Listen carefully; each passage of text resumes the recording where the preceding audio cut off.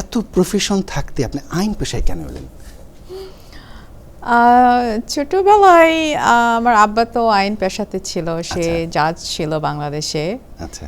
এবং ছোটবেলায় মানে ডাক্তার হতে হবে নয় অন্য কিছু, যেটা বাংলাদেশে হয় আর কি। জি।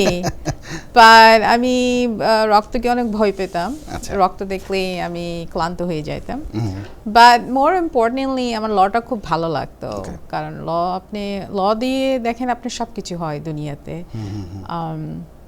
হ্যাঁ, ডেমোক্রেসির কথা বলেন, জাস্টিস, ফেয়ারনেস, আইন করে মানুষের লাইফ ভালো করা যায়। আবার অনেক আইনটা রংভাবে ইউজ করে মানুষের লাইফ নষ্টও করে। তো আমি সবসময় মনে করেছি যে আমি যদি আইন পড়ি, আমি মানুষের জীবন ভালো করতে পারবো এবং এটা একটা সুন্দর হিউম্যানিটির জন্য একটা ভালো সার্ভিস হবে।